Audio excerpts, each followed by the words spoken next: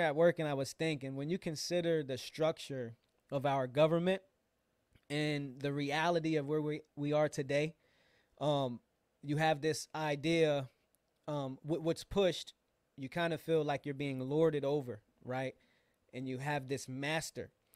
But the purpose of the way this government was structured was for we, the people, to have the power, right? And that will make us the masters, and the leaders would be the slave if you're looking at master slave. Um, but the leaders are to serve, and that is actually a very biblical concept, being a servant leader, right? And so it's not like we're above them in that sense, right? But honor is due to them because they are here to serve the people. And whenever you get to the point where you no longer are serving the people, you deserve no honor, Right, right? right. And so it's funny because we hear all of this stuff about January 6th and about this insurrection where you have these people who are upset because Trump isn't there, at least the way the media plays it. Who knows what actually happened? I don't believe 99% of the stuff I even see in videos anymore. But whatever, if that's what happened, right? They call this insurrection. And I'm sitting there thinking, I'm like, well, if the people are the ones who are supposed to have the power, if the people are the ones who are the master, if we, the people, are the ones who put leadership in place and we encourage what type of principles we want to guide us as a people, the insurrection actually happened whenever the servant leaders took our position as the master, right? Yeah, yeah.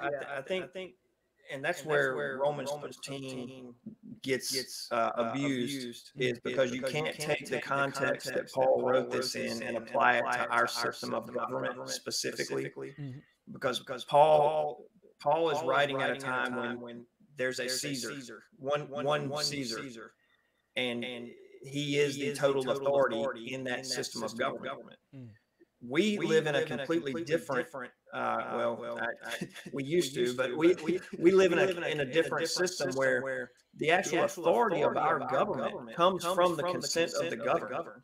So it comes from us, the people, and we are actually the ones who this applies to. Because we're the ones who give the authority to our representatives. So when you look at who honor is owed, it's first us, but it's to our representatives as well. Mhm. And when they quit doing the will of the people, that is a form of tyranny.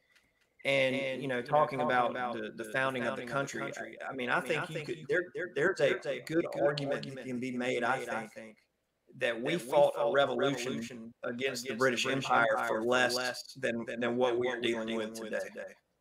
Mm. And I really think there's an argument that can be made there. It's that the tyranny we face today is more profound than it may have been for those early colonists.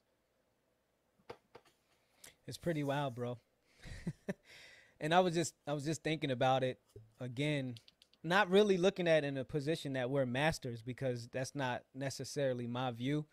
But ultimately, the government and abusing their authority, they're clearly acting as God, right? And do this, and or don't do this, and you can't come and go.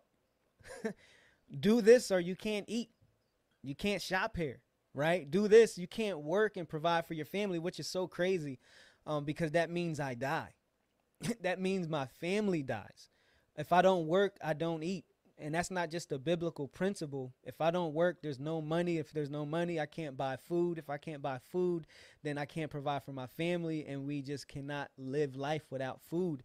And so when you have this whole idea in the media and from certain talking heads, and you have this whole idea of patriarchy, this whole idea of a dictatorship, and all this discrimination, right? That's supposedly played by one side and not another side. All it was a straight up smokescreen. And so I think the government is doing something very dangerous in taking God's position and offering us what God promises us. God promised to feed us. He promised to clothe us, right? If he does this for the flowers and the birds of the air, how much more will he do it for you? Yet the government is saying, if you don't, I'm not going to feed you. If you don't, I'm not going to protect you.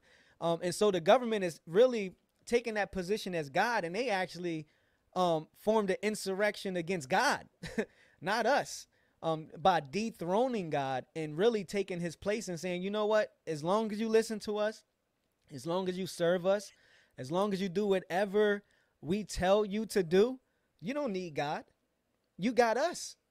We're going to give you all of these things. You don't need your Bible. You don't need the promises of God. You don't need anything that comes from a biblical worldview, because we're here to do everything for you.